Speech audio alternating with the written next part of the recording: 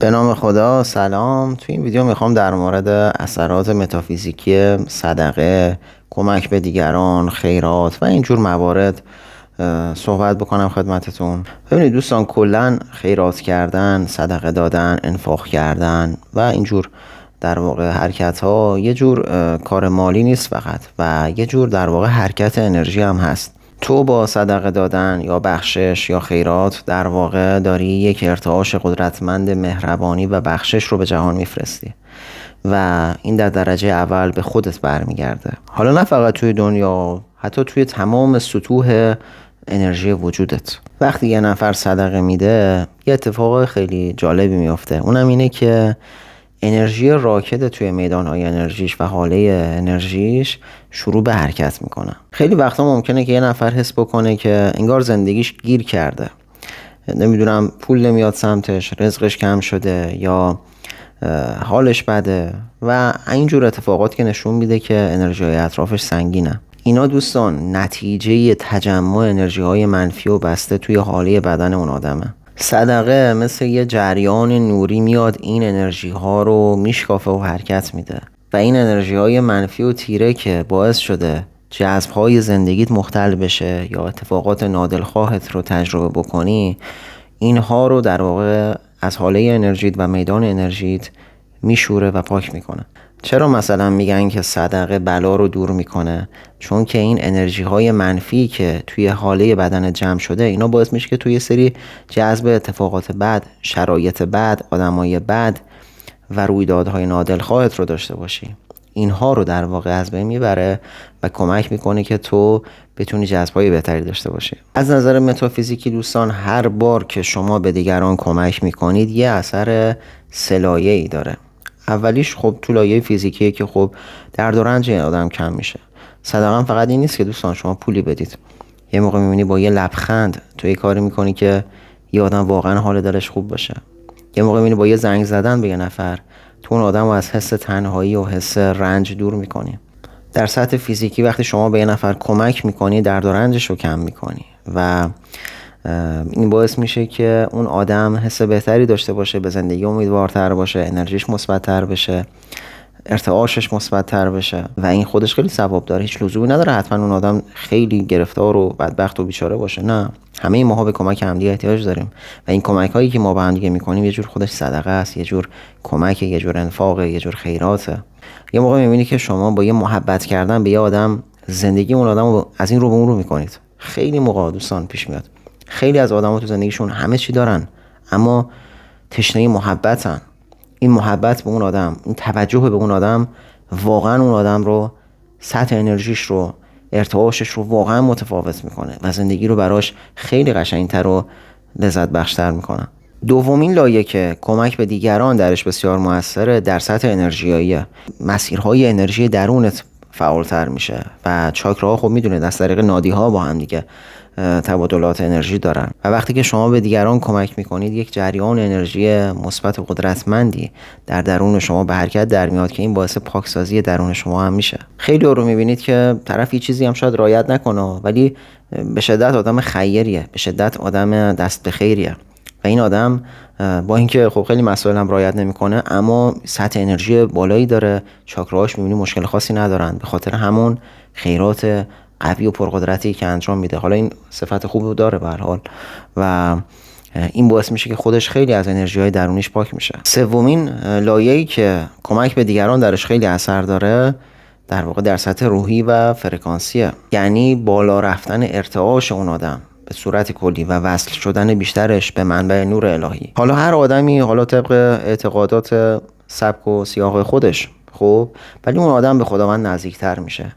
چرا؟ چون یک صفت خداوندی رو داره در خودش ایجاد میکنه و پرورش میده. هر نوع کمک به دیگران یا هر نوع صدقه، چون بعضیا فکر میکنن صدقه فقط پول دادنه، هر نوع کمک به دیگران، هر وقت من گفتم صدقه اینو بدون منظورم این نیست که فقط در واقع پولی بخواید به کسی بدید. نه، ببین هر نوع از این قبیل کارها یه جور ارسال انرژی تو از درون به بیرونه. خب دارم از نظر متافیزیکی بهت میگم. وقتی که این جریان باز بشه و فعال بشه، کائنات یا این سیستم بی نهایت هوشمند هستی هم شروع میکنه به جریان دادن به سمت تو. به همین خاطره که میگن صدقه باعث ازدیاد روزی هم میشه. چرا؟ چون قانونش واضحه. هر انرژی و ارتعاش مثبتی که به جهان ارسال بشه چند برابرش چون مثبته به سمت شما برمیگرده. هر بار که صدقه میدی یه نور طلایی از چاکرای قلبت ساطع میشه، این رو بدون، و میره به سمت اون آدم یا به سمت اون نیت. خب به هر دوتاش. بعد اون نور یک دایره میشه و برمیگرده به سمت تو، اما خیلی شفافتر و قوی‌تر. و این دایره انرژی که به سمت تو میاد میدان انرژی تو رو خیلی تقویت میکنه و خصوصا روی چاکرای قلبت به شدت اثر گذاره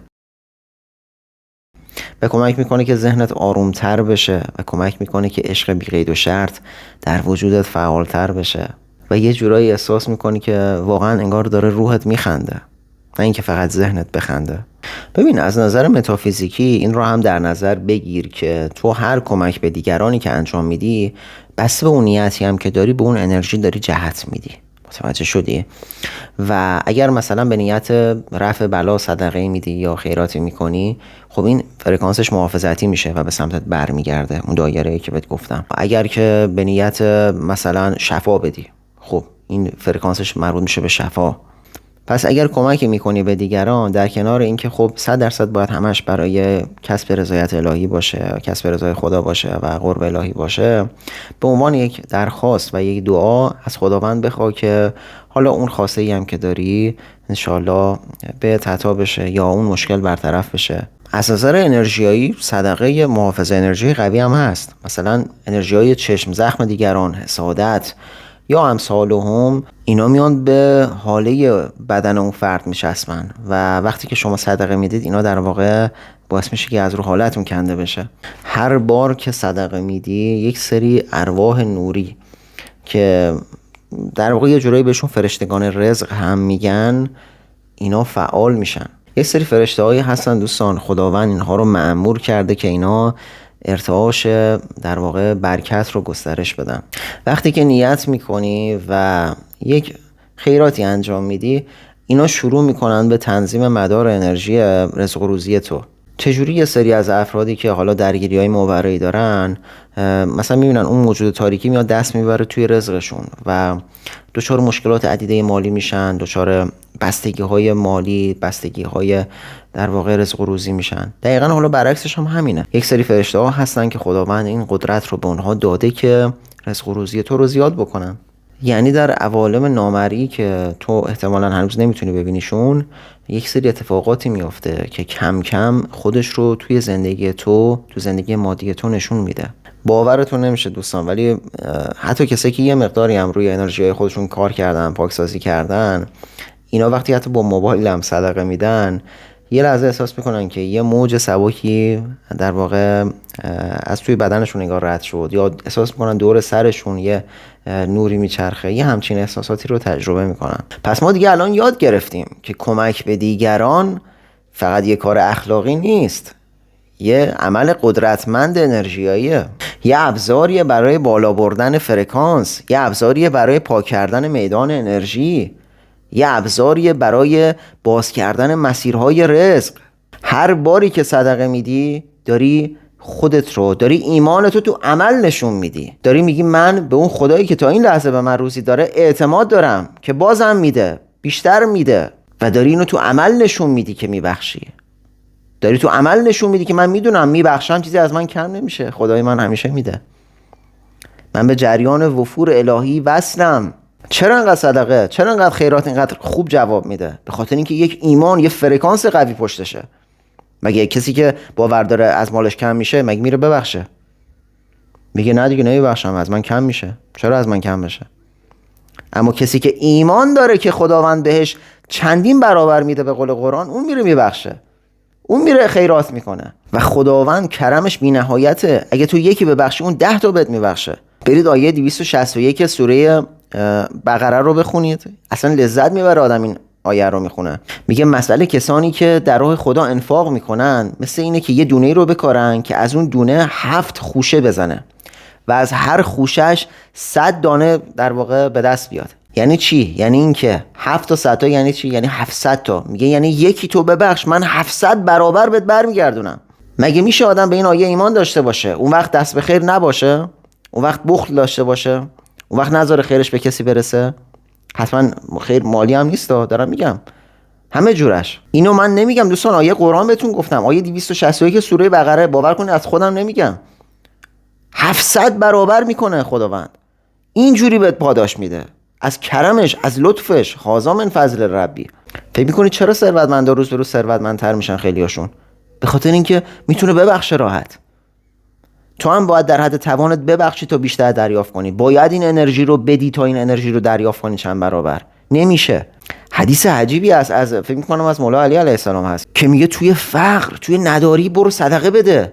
خیلی حرفه دوستان. چجوری باید تو ذهنتو قانع بکنی که وقتی خودت دستت تنگه بری به دیگران ببخشی؟ اون فرکانسه که به تو برمیگردونه، اون میدان انرژیه که تو وقتی درش قرار بگیری اصلا رزق و روزی خودش به سمتت میاد، مشکلاتت خودش حل میشه، نه اینکه بخوای التماس 50 نفر رو بکنی. یکی از بزرگترین رمزای ثروت دوستان همینه، بخششه. از این انرژی عظیم استفاده بکن. طرف رفته درس خونده برای کنکور، حالا کتاباشو استفاده کرده، حاضر کتاباشو بندازه تو سطح آشغال ولی نده یکی دیگه بخونه. چرا من به خاطر هر کتابم نمیدونم 400 تومن پول دادم برام بدم به یکی دیگه؟ کتابی که نه دیگه به کارش میاد، نه دیگه میتونه ازش استفاده بکنه، اما نمیره بده یکی دیگه بخونه. اگه هر چقدر در توانت هست، هر چقدر حقوق داری، نمیدونم هر چقدر درآمد داری، یه مقداریشو واقعا ببخش، افراط هم نکن. تو آیه 245 سوره بقره خداوند میفرماید که کیه که به خداوند قرض بده و خداوند چند برابر کنه و بهش برگردونه. دوستان مگه ما پول مگه مال خودمونه؟ ما هر چی که داریم از خداست. مگه ما چیزی از خودمون داریم؟ مگه من الان هر چی که دارم مگه مال خودمه؟ یه نعمتی که خدا به من داده بعد از مرگم از من میگیره. چیزی با خودمون نمیبریم، چیزی مال ما نیست اصلا.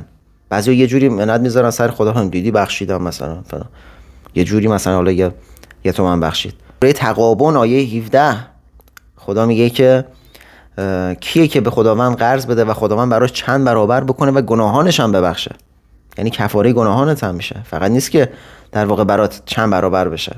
یه چند جمله از بزرگان بهتون بگم در مورد همین صدقه و انفاق و خیرات. شیخ بهایی که دیگه همتون میشناسینش یه جمله‌ای داره، میگه که هر کسی که با دل پاک صدقه بده، صدقش مثل نوری به عالم بالا میره و به شکل برکت و رزق به سمت زمین نازل میشه. یا ملا صدرا میگه که صدقه رفع ظلمت از نفس میکنه. چرا؟ چون طرف ایمانش در واقع ریست میشه، ایمانش درست میشه، میگه بابا یه خدایی هست اون بالا همه چی رو داره مدیریت میکنه. کسی که صدقه پنهانی میده میگه من پنهانی کمک میکنم چون میدونم تو میبینی، نه اینکه حتما باید همه ازش عکس و فیلم بگیرن تا یه قرون آقا ببخشه. من میبخشم چون میدونم تو سمیع و بصیر هستی، تو میبینی. حالا 1000 بار بشین یا بصیر یا بصیر بگو. باید اینقدر دلت و ایمانت به دید خداوند وسیع باشه و قوی باشه که بدونی این صدقه‌ای که تو داری میدی خدا دید. درسته تو موبایلت حالا صدقه تو پرداخت کردی، میگه ان الله خبیر بما تعملون. یه حساب و کتابی هست که ذهن من و شما اصلا نمیتونه درک کنه. چجوری تو یکی بدی 700 برابر بگیری؟ چجوری میخواد این اتفاقات و این خداوند بزرگ مرتبه چجوری میخواد مدیریت کنه که 700 برابر به تو برگرده؟ خود وعده خودشه دیگه. ان وعد الله صدق، یعنی وعده خداوند درسته، صادقانه است. چجوری مدیریت میکنه که تو الان هوس میکنی مثلا به فرض یه رفیق قدیمی تو ببینی اون سر دنیا، از طرف میبینی بعد سالهای سال یه جوری یه اتفاقاتی میفته، اون میاد نمیدونم ایران، یا یه اتفاقاتی میفته یا همدیگه رو تو خیابون اتفاقی میبینید. کی اینو مدیریت کرد؟ کی اینو مدیریت کرد؟ همون قدرت مدیریت بی‌نهایت کاری میکنه که رزق و برکت تو بیشتر و بیشتر بشه. باورش کن، فقط باورش کن تا بتونی ببخشی. باورش کن تا از کمبود درونی رها بشی، از فقر رها بشی، از فقر درون. تو از فقر درون رها نشی از فقر بیرونی هم رها نمیشی. باید این فراوانی رو باور کنی، باید قدرت نعمت دهی بالای خداوند رو باور بکنی، نمیشه وگرنه. سید بحرالعلوم یک در واقع فرمایشی داره، میگه که کمک به دیگران چون سپر نوری است که اگر اهل باطن بودی میدیدی که چگونه نورش گرداگردت را فرا میگیرد. ابن عربی میگه که توی هر صدقه 2 جریان هست، یکی از تو به خلق، یکی از خدا به تو. تو در واقع این وسط یه واسطه‌ای که نور الهی به بقیه برسه.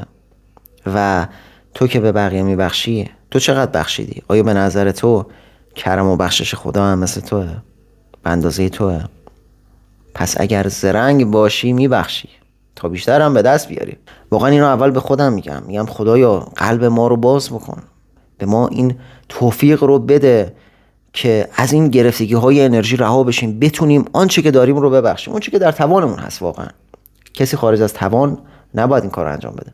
اون چه که در توانمون هست، اون مقداری که میتونیم رو واقعا، حالا هر مدلی، هر سبکی، پولی، مالی، زمانی، محبت، هر مدلی که در توانت هست، خدای کمکمون کن که در این حدی که میتونیم ببخشیم، در این حدی که میتونیم اون رحمانیت تو رو توی وجودمون جاری بکنیم، این انرژی زیبا، این انرژی عشق زیبا رو توی وجود خودمون جاری بکنیم.